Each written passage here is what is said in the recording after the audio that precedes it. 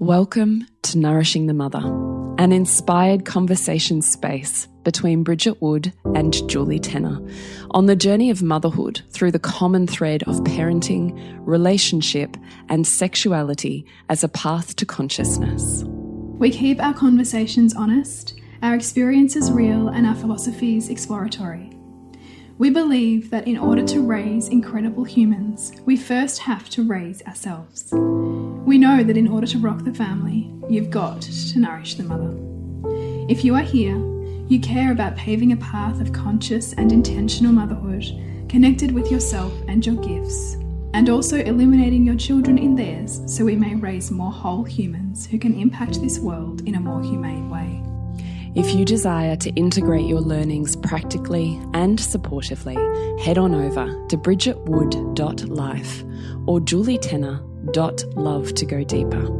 And for all live-streamed, pre-release podcasts and all our free content, head over to our free Facebook group, Nourishing the Mother with Bridget Wood and Julie Tenner. We are Julie Tenner and Bridget Wood, and we are so grateful you're here. Hello and welcome to Nourishing the Mother. I'm Bridget Wood. And I'm Julie Tenner. And today, as part of our Relationship Taboo podcast series, we're having a conversation with the beautiful Dasha Clarke on open and alternative relationships, relating and structures, relationship structures. So it's a juicy invitation into what else exists beyond monogamy. And we're very excited to listen to the experience of this beautiful woman and share in a conversation that may take us in many different directions. So before we jump into that, I'd love to remind you to jump onto nourishingthemother.com.au, scroll on down to the red banner, drop in your email address, and you are part of the email community where you won't miss a beat. So nourishingthemother.com.au. So I just want to quickly welcome the beautiful Dasha Clarke, who is a circle facilitator and intimacy and embodiment muse. Welcome, Dasha. Hi. Thanks for having me. Thanks for being here, Dasha. It is I just love that we're doing this because our podcast can very easily be all about monogamous long-term relationship, because that is Julie's and my experience. And over the years we've had many emails and much feedback from different women from different walks of life and different experiences of relationship. And so I really feel like this is a great conversation to be having that will shed light on that. But first I would love to begin with where you began, and perhaps whether monogamy was always where you thought you'd go, and what it looked like to be opened to the concept of open relating. What's your story? Wow. First of all, I agree that it is a very valuable conversation to have, and I was so excited when I received the invitation because it is such a taboo subject, and listening to a conversation like the one we're about to have would have been so immensely valuable for me at the beginning of my story in this chapter. So I'm thrilled to sort of step up and be able to offer that, because I'm currently having lots of really behind the scenes direct messaging, private messaging conversations with people, and I just thought, gosh, this is actually quite common, but it's not spoken about, and it's not just you and Julie who have that experience. It's a large big demographic in our population that has that. Like, monogamy is the main it is the main and most accepted relationship structure. So anything outside of mainstream and acceptable is a little bit taboo. It is taboo, and therefore scary and lonely. So I'm excited to have this conversation and share a little bit about my experience, and hopefully it offers some value or some curiosity and some exploration for other people, or maybe even some comfort, I hope, that it does exist, that things beyond monogamy do exist. Mm. So I was in a heterosexual monogamous relationship for 14 years with my partner, who was my husband now, and married for, I think this is our 4th year of marriage. And last year just before our first lockdown last year, we opened up our relationship. And that is something that I never thought would happen, never thought that it would be a structure that we explored. I think that the thing about monogamous relationships is that there can be such a default, and there is so much that we step into and roles that we just accept and take on without stopping to question them, whether or not they actually fit us or whether they serve our values or our purpose in life. And so we can often feel like there might be something missing. And I was very, very grateful in hindsight that our relationship opened up from my partner's side. So having worked in doula work and with women and having a high value on relationships, it's something that I have self-studied for a long time. Relationship skills, knowing myself, getting to understand my partner. And even with all of that self-study and practice, as is often the case in long-term relationships, we pigeonhole our partners. And I had pigeonholed my partner to be this strictly monogamous person who would never consider open relating. And I had tons of friends and tons of people I'd worked with through relationship work and study where I saw different structures, and I just thought, that couldn't work for me. Because much like, I guess, in Tantra and in conversations I've had with you, Julie, in the past, there seems to be this really split picture between either really, really wholesome and monogamous and the family picture, or couples that are of the same cloth breathing together in an island in Bali. But there's so much space in between. So what happened to start our journey was that we were in a really, really good place in our relationship.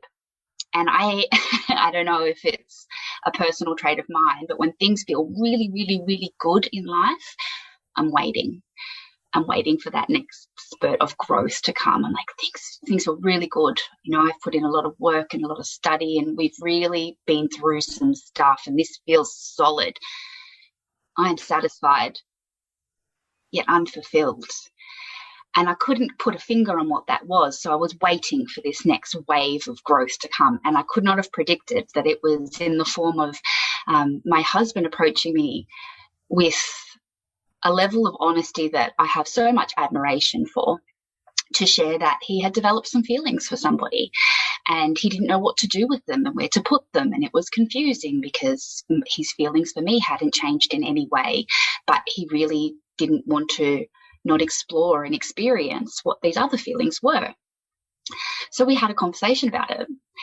And it was really important to the both of us that the conversation was not centered around permission. It wasn't about asking for permission to explore something. It was about stepping up and being authentic and honest about desires and ways to ethically and consensually explore them. So that was the conversation. That was how it started. It was an awkward, vulnerable, brutally honest conversation about some intense feelings that my partner was having for somebody else. And I knew the person and I liked the person. So I was open to seeing where that went. Were you open straight away, or was there a conflict of feeling? Like, did jealousy come up, or did, like that kind of reactionary part of you that wants to take ownership come up? Like, what was the immediate reaction for you before you got to the place of like, yes, I'm ready to explore this too? I just honestly, my initial reaction was complete reverence for how much courage I think it took from him to sit there and share that with me. Yeah, there were so many options that he could have chosen to deal with that. And I think, a lot of the time people will find themselves in really sticky, tricky situations because they didn't have the courage to express that and share it honestly. So the fact that he did that, it immediately was something that I respected and had reverence for. And honesty, right up there with relationships, is the next highest value. I can forgive and understand almost anything, but lying, I find dishonesty very, very hard to come back from. And I find it quite hard to, what's the word? Like, trust is something that's quite fragile once it's broken. And, over 14 years, of course, there have been experiences of trust being fragile and broken and rebuilt. So I know how fragile and how long and how sensitive that can be to rebuild. So therefore I have such a high value on honesty, because from honesty, it's much easier to navigate because you know where you stand then. So you weren't having to be reactive or kind of go into that protectionist place, because he had come to you before he'd done anything and kind of laid his heart on the table. He laid his heart on the table, and I had deep reverence for that. And then that leaned into curiosity. And look, I want to be very honest as well and not paint a super wholesome, positive rainbow picture. There were, quite a few whiskeys that were involved to get to that point that evening where we were sitting by the fire, and he finally went, okay, I'm just going to spit this out. I'm having this situation. And so he was very honest and shared with me exactly what he was processing. And, I won't share the details of that because that's his story. But my response to it was respect, admiration, and then curiosity. What came after that was more emotional for me to navigate, because that initial conversation felt like a really strong connector and a really good place to start exploring something like that, from a very good place of absolute radical honesty, and also accepting responsibility straight up that, we're responsible for the choices that we make, the behavior that we enact, and it's not on anyone else to permit that for us to do. So that was a great place for us to start. It got messy after that. And where did it go from there? What got messy? It got messy because what I guess I hadn't really factored in was energy and its attention being dispersed. And so that was very triggering for me.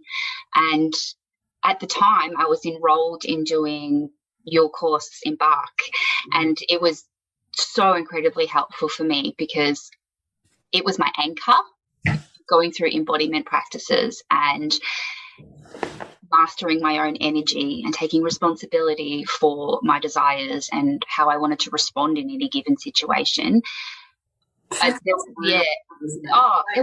There were so many times where I thought, if I didn't have this course, if I wasn't learning and practicing these skills, I would be drowning. So what I kept coming back to was that I was the ocean. I cannot drown. I am the ocean. And I really think about a lot of embodiment work as being like the ocean. If you have these waves of energy that go through our body, and emotions are just that, they're energy in motion. So when you're talking about the dispersing of attention, are you meaning you can see that his attention that used to be fully 100% on you was dispersed between you and another? Yeah, and also myself as well, things that I wasn't noticing, what I was now noticing. So I became then acutely aware of where he wasn't standing up or participating in my life that I had just allowed through default of monogamous relationships, of especially in the very traditional sense of, the husband going to work and the wife staying at home. And so there were so many areas. It's like, oh, actually, I'm not okay with that. And it's so interesting. So this kind of brought your relationship into a deeper level of integrity by virtue of you now having this lack of perceived safety or boxing in, and now everything's up for negotiation again. Hang on a minute, am I living my best life here? Exactly. And it was really, really expansive for me. So for me, going through that, I got triggered a lot by that, having to now assess and notice everything in my life and whether or not it was integrity with me and whether or not I was actively choosing it. And what did you do if you realized you weren't actively choosing it? What did you do then? I got angry. What did you do? Like, what happened? I got angry, and then I got hurt, and then I had to deal with a lot of it got very, very gnarly at one point there. So I like to think that our first experience into this, so it's been about a year now that we've been, I don't want to say experimenting, exploring. We've been exploring this, and I'm very hesitant to put labels on it, which there are quite a lot. There's polyamory, ethical non-monogamy, open relationship. There's so many. We love labels, right? And I struggle with labels because I think we're always so much more than that. And I like to be a little bit of like buffet and take a little bit from here and a little bit from there and see what works for me. So so I still struggle with labeling what it is. Open just feels the most resonant currently, just saying it's open, because it is. It's not closed. It's not closed and decided. It's open and consciously choosing in each moment and each experience. And so through this first crash course relationship that my partner had, it was one of the most intense emotional rides that I've been through, because it just triggered so much childhood stuff as well. A lot of father wounds came up for me about, abandonment and rejection. And I had the opportunity then to really meet them in a way that I didn't before, because I got to be very discerning about the difference between codependency and co-regulation. And what I found was that for lack of better words, my father wounds, my masculine wounds, were very easy to sort of band-aid over in relationship with a partner. Whereas when I felt like that was slipping away from me, I was then invited to really stand in myself with that. And I had a very profound experience which I can't really share because it was deeply personal for me, but I had a really profound experience meeting my masculine wounds and loving the shit out of them, which actually led me to a very big, liberating sexual reclamation. So something else that I'd really squashed down was the fact of my sexuality, that I have always known that I am not just attracted to men, and I'd always identified as being bisexual, which was really hard to reconcile being in such a long-term heterosexual relationship. So this was then, again, being in that space of knowing that I had the responsibility to choose how I wanted to respond in all of this, rather than being reactive and you would go off and go with her then, or whatever. I got to choose how I wanted to respond. And so my response went from, okay, curious, go and explore this. Oh, this feels abandoning and confronting of my own emotions, to, okay, what is that emotion? What is its message? What is it that you need to meet here? And what I found was that I needed to meet my masculine wounds. I needed to reclaim my sexuality, and I needed to reclaim my sovereignty in all of my choices in those areas. So my response was to, in lockdown of all bloody times, was to jump on a dating app, which I cringed at horrendously, and I had spent many years going, oh, thank God I don't have to deal with them. That looks horrible. I would not want that experience. Don't you judge. You're That's right. And so that was another big lesson in this experience, is that whatever we are quite harsh and judgy on, life will humble us with. It will throw an experience at us that we completely resist, because we need to meet it. It's all part of meeting all of this stuff that we think is outside of us or too intense or too beyond us. It's not. It is all part of us, and it's all part of integrating our wholeness when we're invited to meet those parts rather than push them away. So I could have pushed all of this away. I could have decided, no, this is too hard. It's not for me. And why I think this conversation is valuable is because I didn't have a lot of people to turn to who understood this or were open to understanding this. They couldn't understand why I wanted to meet this. Why wouldn't it just be easier to say, nah, thanks, and move on and stay in another monogamous relationship? But I wanted to meet it. I was consciously choosing to meet it in each intense interaction. And there were loads of delicious interactions in between that as well. I just don't want to sugarcoat how intense it can be, because like I said, think that in monogamous relationships, especially long term, we can get into a tendency of putting our head in the sand about a lot of things and just moving on with the status quo. Whereas when we are met with intensity and things that feel, like they push our buttons and they feel, different and intense and lonely and isolating, then we have a choice to respond differently and therefore live differently and be different. And I chose that. So it was really interesting observing my partner from a different perspective as well, in a way that I had always pigeonholed him and assumed that I knew so much about him, to then go, well, neither of us have dated anyone for a decade and a half. So getting to watch each other do that was seeing in the other and ourselves other areas that we'd ignored of growth from each other because of comfort. And also realizing, can you love another person beyond what they represent to you as well, like beyond just what they directly are to you? Could I see this man in his vulnerability with another person and see these different attributes come to light in him and still love him? Or was that love only conditional and attached to what he did for me and what he represented to me? So it was extremely expansive. Dating apps were very, very awkward, very awkward. And what I learned really quickly was that I wasn't at all interested in meeting another man at that time in my life at all. But I was deeply, deeply, deeply desiring connecting with women. A part of me felt like for an affirmation of what I'd always known to be true of myself, but never fully expressed. And two, because I felt like I was lacking a lot of experience in that area that I really wanted to have. So that was the beginning chapter. And like I said, before we started recording, is that I'm no expert. I would probably define myself as a courageous explorer of open relating as opposed to any kind of a relationship expert. I don't think that it's better or worse than monogamy. I just think it's really important to consider alternative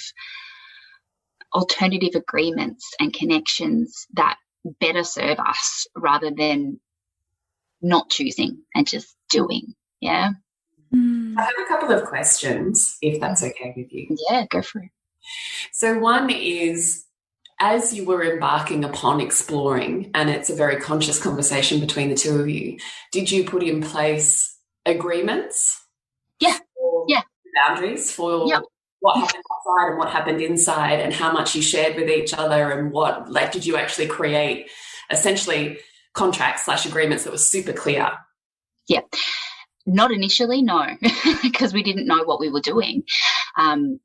We started out with the agreement that it had to be honest and respectful, and that was all we knew. That was all we knew to begin with. It needs to be honest and respectful. So please don't do anything that you would feel would be disrespecting to you or me or the other person, and please always be honest. And that includes deciding what you do and do not tell me. You may decide not to tell me something because it feels too uncomfortable, but would me not knowing that feel dishonest or respectful? And so I think like much things in life is that we don't really know what our boundaries are until they've been crossed or pushed. And so that is the basis of what all this intensity was in our initial experience, was the fact that we didn't know what our fucking boundaries. Sorry, I didn't know what. It's okay. Oh, awesome. I've been holding back so much. No. Our podcast has a parental advisory warning, so you're all good. Yes, my whole life needs a parental advisory warning. But yeah, that was the reason why I think that was so intense initially, was because we were trying to learn what our fucking boundaries were, and it hurt trying to learn them. And I think that if we didn't have that solid 14 years of deep work and commitment to each other, where we were committed to our family, we were committed to each other's growth, we knew we weren't responsible for each other's happiness. If we didn't have that foundation, I don't think that it's something would have kept choosing. I think that I think that, sorry. was going to say, what were the agreements that you ended up coming to? Yeah. So beyond that, beyond going respect and honesty, we then got to points where I was hearing too much. And so then I had to decide, well, what's my boundary around here is actually I don't want it affecting my family life. I don't want it distracting my attention from the priorities of our family life. And then also I didn't want, and this is what I learned really quickly about, there's a big difference between boundaries and rules, that you can do anything you fucking want, but it really is quite difficult creating rules in relationship, because when you have rules, then there's no room for play or response. When you have boundaries, they are much more fluid, because they're about you, not the other person. And we can't control another person, which is the biggest thing there about why we had to explore what became a boundary. Was it became actually a lot more about energetic boundaries for me. Was we have to be considerate with where our energy is going and responsible about that. And that's where it got messy, because it became very hard to manage and juggle and learn. Was that because you sensed, like, you know, him emotionally leaving you or not being present, or you being caught up in pursuing something else? Well, here's the thing, is that there's other energies involved. And so you can have boundaries that you establish, but then you will have another person who, and this is where another label I think might come in you as well, is that they have I think it's referred to as tabletop polyamory, and that is where everybody is like on the same level, all in the same conversation, and it's open dialogue through everybody. And so we didn't really have that in our first run, and that's kind of where it got messy. It was because we could try and manage our energy and boundaries as best as possible, but there was this completely unaccounted for person that had no responsibility in our relationship. And so that became a big boundary then, is whoever is invited into this space has to have a responsibility in that space.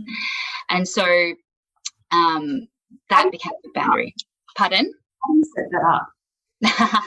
Through trial and error, and hurt and intensity. So yeah, that was really tricky, because we've definitely had other people involved who have not held responsibility or acted in integrity, and that's been really emotional, I guess. But again, those emotions being, each one of those intense interactions was that invitation to level up. Well, how do we want to respond here?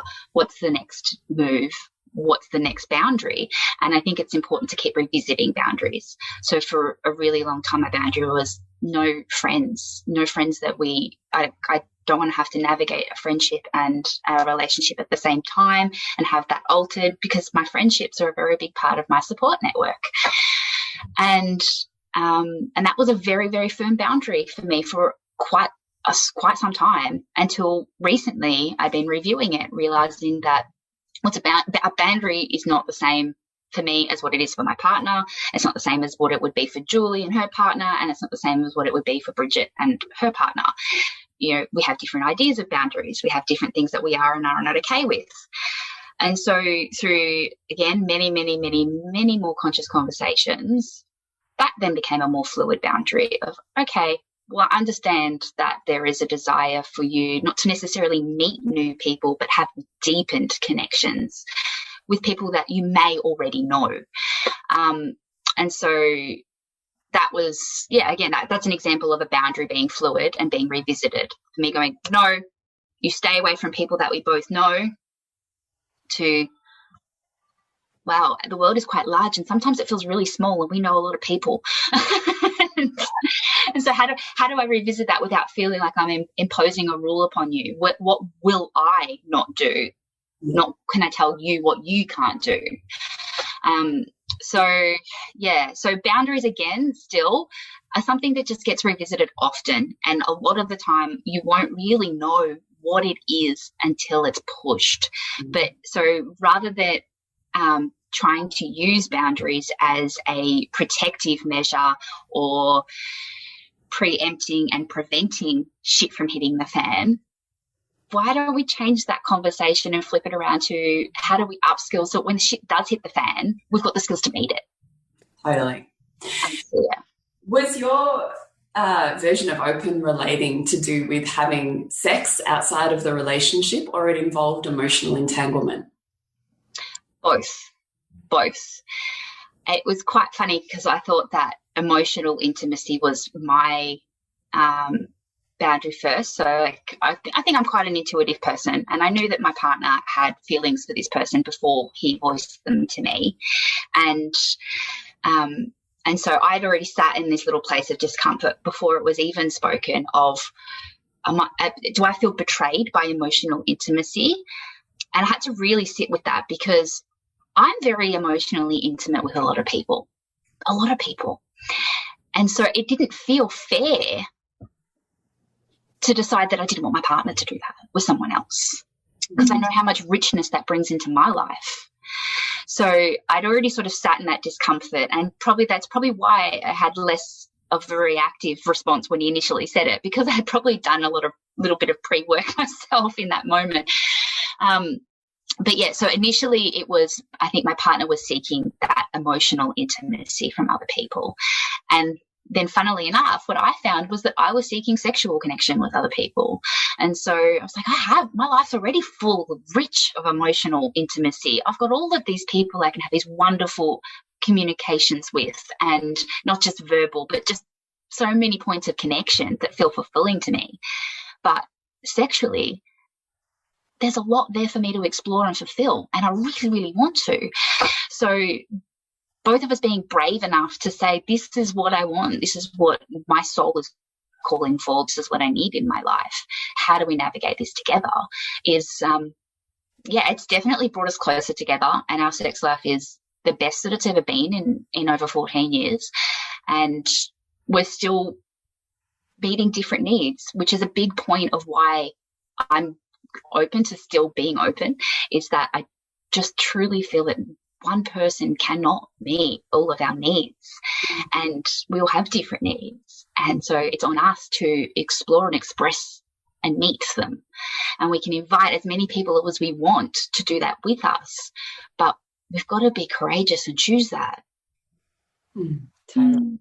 Has it gotten messy for you in terms of your obviously parents as well? Because that's often something I find clunky, is what does that look like when you're no longer just navigating yourselves as individuals and adults in the world through open relating, but essentially by virtue of being parents, you're also moving children through that experience.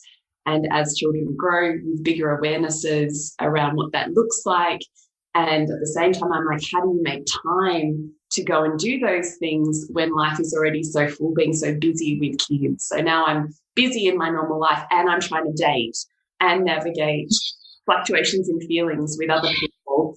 Like, I'm just like, that's a lot of... Yeah, well, that's the energy and attention thing that I was talking about earlier. So that's exactly right. That's the word that was stuck there, bandwidth. So that was my initial, was like, you don't have the bandwidth for this. You don't have the bandwidth for this. Someone's asking more of you, and I'm not asking enough of you. So how are you going to meet all of this? So, yeah, that's definitely something that was a very fucking valid point to bring up, because, again, bringing it back to beyond the form and beyond it being about the relationship structure, it's the skills that we develop to meet that and the growth that we get from that. So when it comes to parenting, it's not a conversation I sit down and have with my children, this is what mum and dad are doing, because that's an adult conversation. But learning about communication skills and repair skills and being honest and also responsible for our energy and behavior, like having big conversations about that, you can feel other people's energy around you, but you have to take responsibility for the energy that's within your own body and know about energetic boundaries. And I think those are conversations that aren't too adult to be having with children. I think that we should all be practicing that, because it's a lifelong skill, and we can start learning it in our youth and keep practicing till we get to a point of mastery in adulthood where it really flares up. I love this so much. I have to go because I have a client session, but I'm loving this conversation so deeply. I look forward to hearing it in the podcast replay. And you're coming into Soul Driven Motherhood for a deepened and expanded conversation. So I'm very much looking forward to sinking our teeth in further from there. So Bridget's going to carry you forwards. And I'm really I'm so grateful. It's such a beautiful and valuable conversation. And I appreciate so much your vulnerability and authenticity. It's a gift. So thank you. Angels. So yes, Dasha, Julie took us where I wanted to go next, which was looking at that, how do I show up for my family, knowing that I'm kind of restructuring what I bring, or what we bring to the family as the leaders of this family, and what do I share and not share, and what do we each call each other to account on in order that you're not compromising that focus of raising a family. Has that been a challenging one to navigate, both within yourselves and also with the perceptions of others who I imagine may also have these questions of you, or more traditional family values might throw at you? Yeah, definitely. I'm just going to think on that one for a second. Look, I think it is tricky, like in any sort of pursuit that we take outside of our family home, where it can feel distracting while we're mastering the skills of expanding that bandwidth. But I also think it's valuable that when we think about the family structure, what it's there for, what its purpose is for me, I view that as it's for creating a sense of safety and belonging in the world. And so that's our responsibility to our children, is to help them have this innate sense of safety and belonging.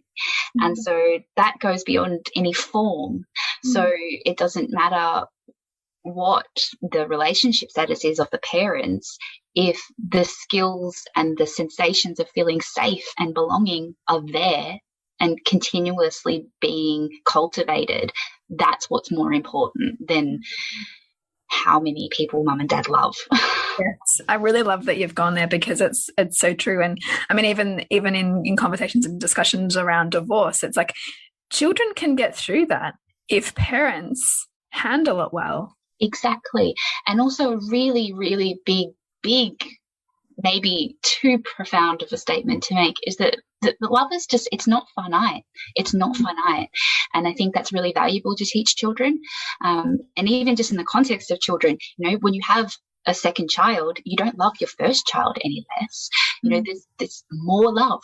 It's more love. And what a valuable thing to teach our children, that they can be more love in the world, that nobody owns them, that they don't belong to anybody else, and that love is not scarce. It's beautiful.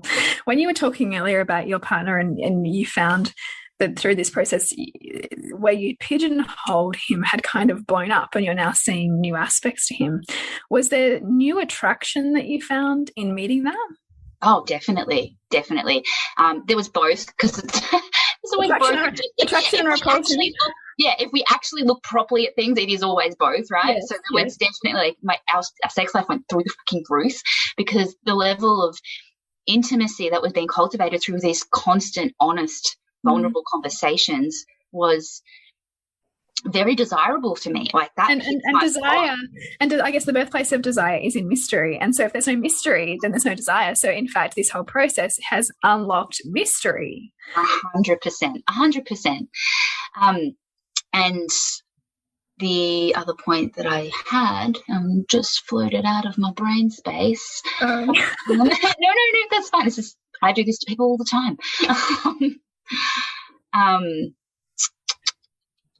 It's all right. It'll come back to me if it's important. It's all right. If you were, so you've said that this is. Oh, sorry. No. Yes. It's both. It's important we do both.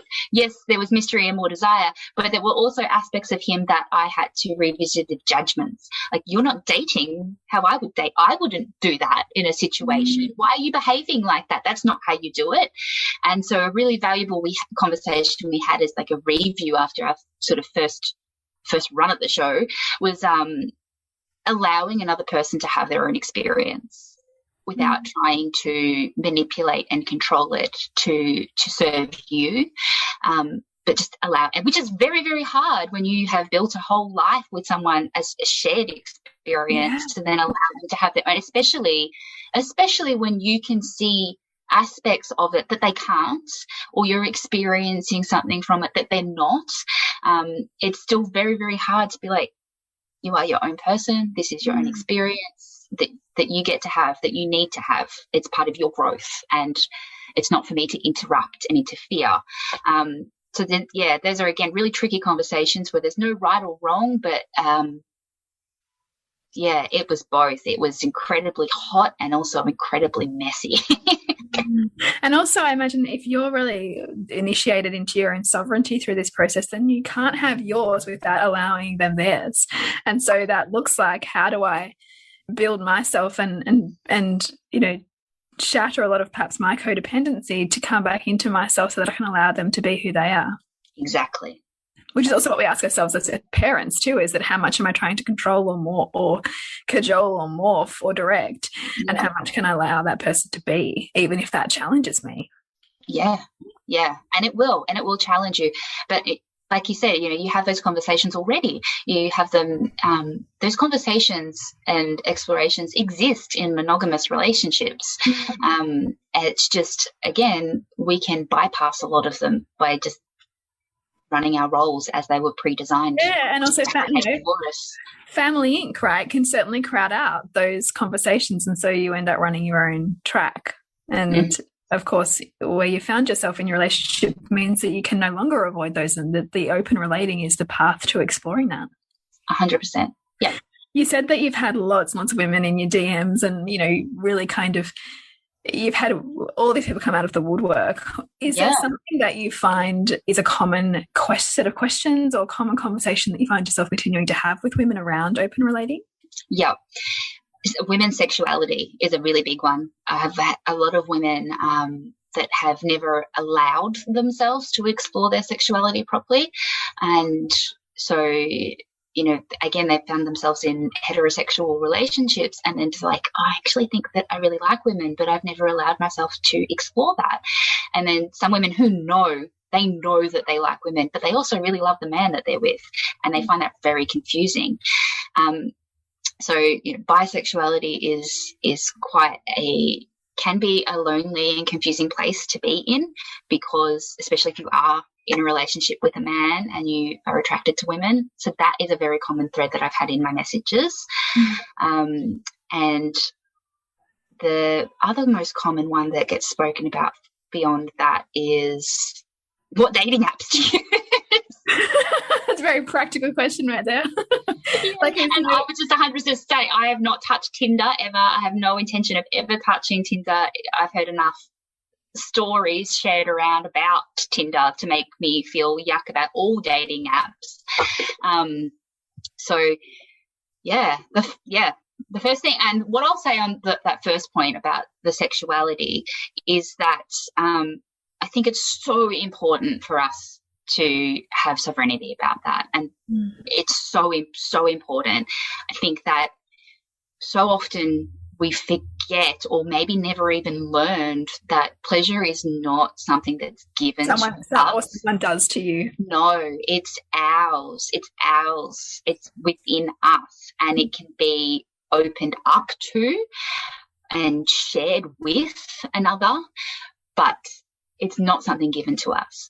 So we have to explore that. We have to be courageous and explore that, because no one else is going to discover it for us.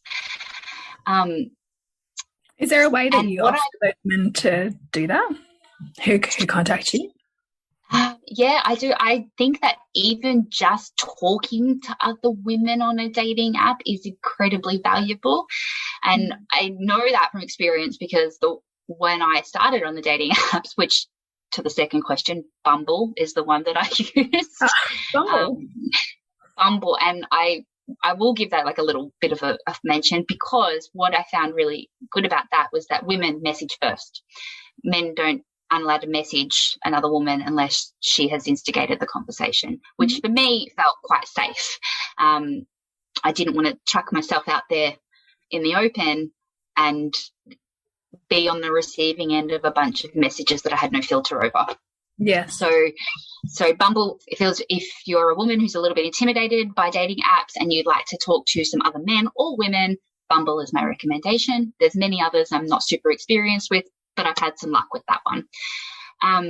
And so back to that first one, in exploring that, I think that even just having conversations with other women who do know more about their sexuality, who have a little bit more experience, so that you're able to see and imagine bigger and more than what you're in. So much like the conversation we're having now, this might be someone who is in a very happy heterosexual relationship listening to this and going, but I know there's more to me that isn't uncovered, and I'm not doing a justice to my existence by ignoring that. And how long can I really ignore that for anyway? So yes, starting point is always starting with conversations, awareness, and then conversations. Yeah, beautiful. And particularly for many women, and I'm sure you found this perhaps too when your children were younger, that time of early childhood can also be a time of lower libido, because your attachment needs are being met by breastfeeding, or by, you know, your child's constant body contact, or, you know, your lack of, you know, sleep. And so sometimes it can be for women that they kind of come out of the fog of that and then go, oh, I know there's more. Yeah, absolutely. Is there anything you want to offer women before we move into our rapid fire questions? Let me see, 'cause I also nerded out and made some notes.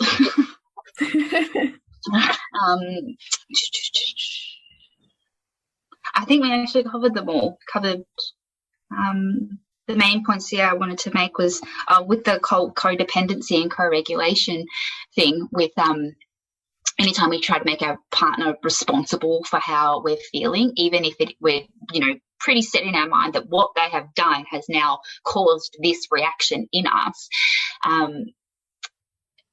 You guys talk a lot about removing the form and looking at what's underneath that.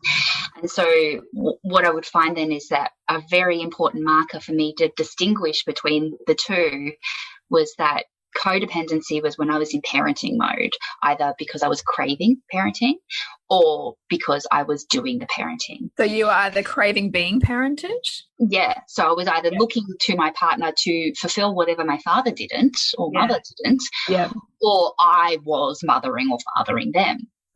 Rather than coming back to co-regulation, which is partnering. So which is meeting another adult side by side. Yeah, as a whole person. And so that was my main point that I wanted to write there, was the difference between co-regulation and codependency in relationship is you're either parenting or you're partnering. I love that. That's a really great succinct definition. Yeah. Yeah, beautiful. So we've given you in advance our quickfire questions. And so I'd love to know, the first question is, can you recall a time in your life of great heartache or breaking open that you then traversed and met and healed, and it became a source of wisdom for you? Yeah. This was really tricky because I actually had 3 big things come to mind, and I honestly couldn't pick which one. Like, I couldn't put in a hierarchy. There was 3 points in my life that were complete shifts and changes for me. The first was when my dad died. I nursed him till he in palliative care for 5 months, and it was incredibly heartbreaking for me because I felt helpless and I couldn't do anything. And so how I met that wound and channeled it into wisdom was that I had to focus a lot more on what I was being because I couldn't do anything. So it was my sort of introduction to noticing of my energy and what it was, and manipulating it, I guess, or beginning to master it. Okay, he's not listening to me. I can't do anything to alleviate his pain or his suffering. This man is dying. All I can do is be here with him in love. That's it. I can't be here in worry. I can't be here. None of that is going to serve any purpose. What can I give him right now? What can I give myself right now? The energy of love, which might sound really fluffy, but when you're sitting next to a dying man for 5 months straight, that's literally all you can do, is to be there in fear or be there in love.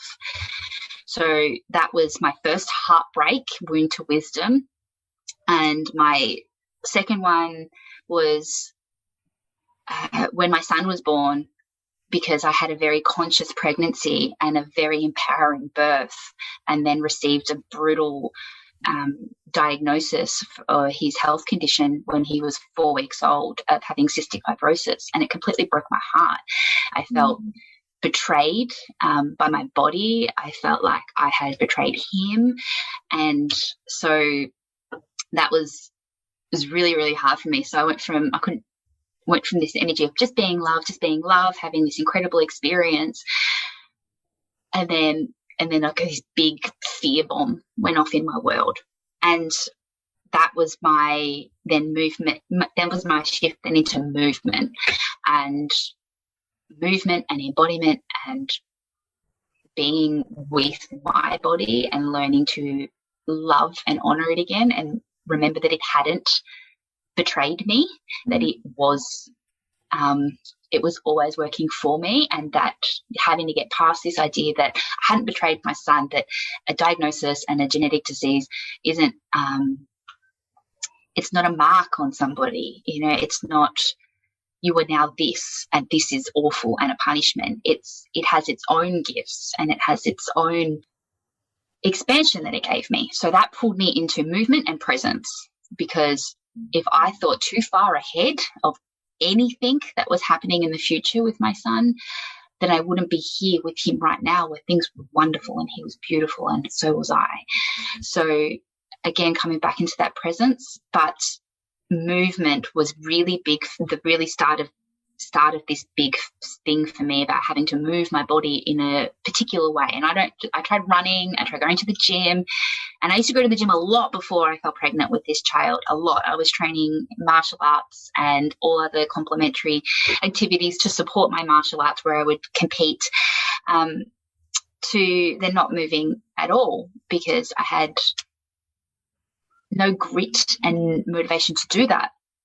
And I was gifted a hula hoop 4 months postpartum, and that became my saving grace, because I got to be present in that moment in my body and moving beyond the fear, which then led me to my third heartbreak, which was in this initial opening of my relationship, where we reached this point where, we thought that was it, that we were done. And it wasn't this explosive, we're done. It was like a very conscious, slow, calm conversation about separating, and it broke my heart, because I was deeply, deeply present to it. I wasn't trying to avoid it, and I wasn't trying to escape it and fix it or change the other person's mind. We were literally just discussing what our options were, options that I'd never considered.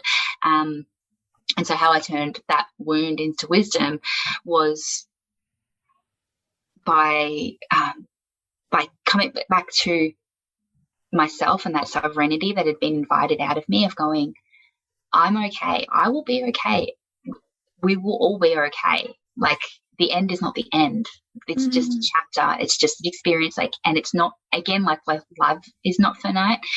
Choices are also not finite. We can choose this now, and we can choose something different later, and I can choose this in this moment. I can choose something else in another moment.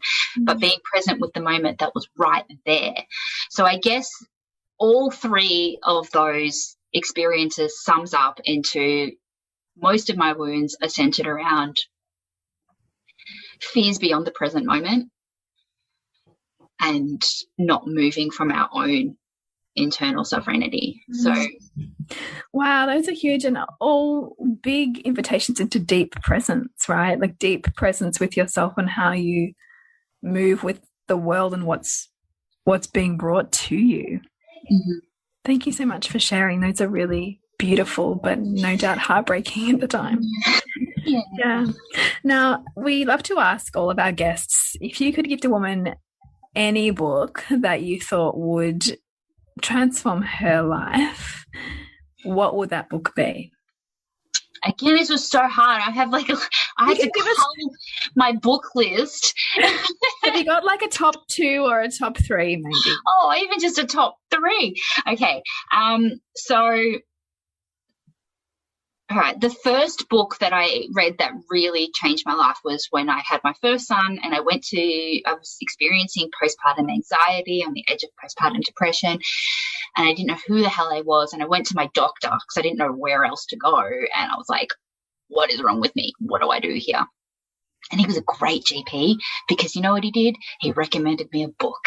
And I went and I read this book called The Road Less Traveled. And it's been so long since I've read it that I actually wouldn't even be able to pull out points for you anymore. I just know that coming from a path of where I wasn't really very deeply spiritual and I was in a very lost space, that this book really, it really gave me something to ground into and something bigger beyond me to see and feel into. So The Road Less Traveled. And I also really think that women should read Mating in Captivity by Esther Perel. I think that touches on a lot of the points that we spoke about in here, and it talks a lot about desire and cultivating that for ourselves and interpersonally as well. And The Dance of Anger by Harriet Lerner is a classic game changer book for me as well. I still find that a very, very helpful book to refer to. It's not a page turner. It's more of a technical kind of book, isn't it? Yeah, it is. And that's why it's something that it's good to refer to. It's not something you really sit down with a cup of tea. You don't immerse in it. You kind of it's work. It's work. And so that's why I think it's really valuable. I think books are extremely valuable for working on ourselves and working on our relationships, because it takes away so many of our defenses, and we get to absorb so much wisdom from other people's lived experiences when we read a book. So I literally had a book here of and I culled this list and it's down to 10. And so maybe I'll just add two more. Add a couple more, sure. Okay. So I'll also add Becoming Us by Ellie Taylor, because I think especially in early family arrangements, when you are finding family dynamics out initially and trying to understand that with no background, this is an excellent book for that. I actually did Ellie Taylor's training, and that was where my relationship background came from. I was working as a postpartum relationship doula, helping couples on the verge of separation going, I don't know you anymore, going, no, you don't, because you're new versions of each other. And so what a beautiful gift. Yeah. So this book centers around that, about how to very practically explain and navigate and understand shifting family dynamics when we become family. And then from 1 to 2 to 5 to 7 children, it changes each time. So that's a really valuable book for probably a lot of people in soul-driven motherhood. And I'll just add one more because, again, referring back to exploring our sexuality and our sensuality, Urban Tantra by Barbara Carell, I think, or Carellis. It's a huge book, but it's great. It's great. It's so good. And I like it because it takes traditional Tantra philosophy of energetic dynamics and polarity and gives us a really practical exploration of how that manifests sexually and how we get to explore that ourselves. And there's a lot of stuff in there that you are invited as activities to do on your own and play with. So it's not just valuable for a greater understanding of energy, but it's also really valuable for an exploration of your sexuality. That sounds great. Thank you. And now finally, if you could have a billboard on any superhighway, what would it say? Oh, man, this was hard. I actually put this up in my stories. So I was like, oh, what would people expect me to say? And someone replied, follow your pleasure. Somebody else replied, don't look at me, you're driving. So I like that one. Yeah. So I'm going to go with that one. If I was on a billboard on the highway, I would say, don't look at me, you're driving. Which is in some way part of your work, which is pushing you back into yourself, right? Exactly. Come back into yourself. Yes, exactly.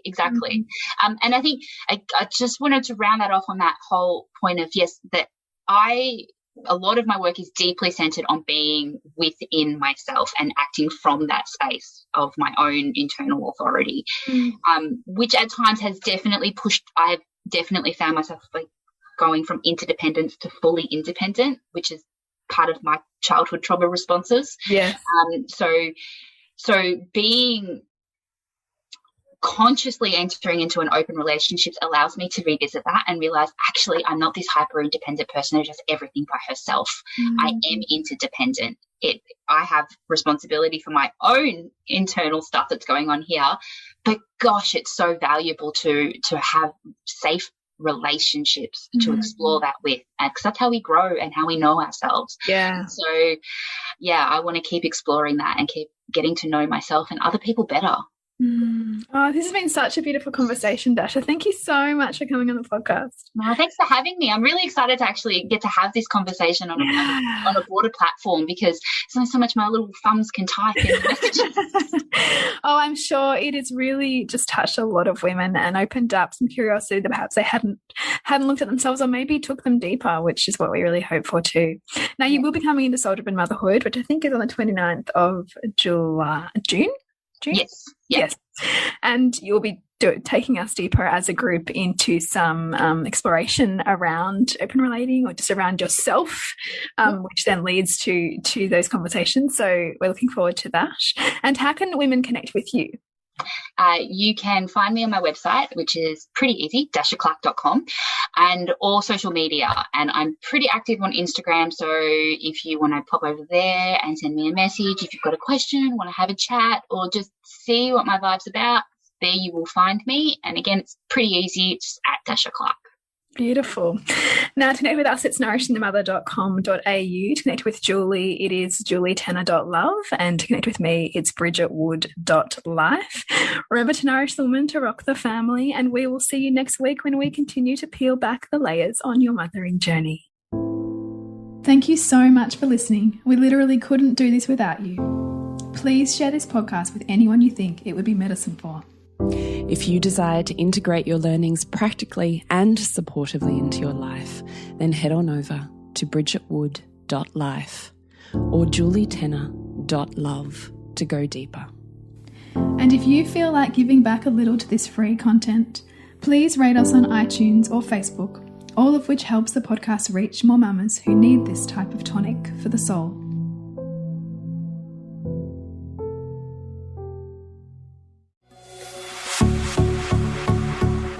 This has been a production of TheWellnessCouch.com. Check us out on Facebook and join in the conversation on Facebook.com/TheWellnessCouch. Subscribe to each show on iTunes and check us out on Twitter. The Wellness Couch, streaming wellness into your lives. Whilst the Wellness Couch presenter endeavor to provide accurate and helpful information to their listeners, these podcasts cannot take into account individual circumstances and are not intended to be a substitute for health and medical advice from a qualified health professional. You should always seek the advice of a qualified health professional before acting on any of the information provided by any of the Wellness Couch podcasts.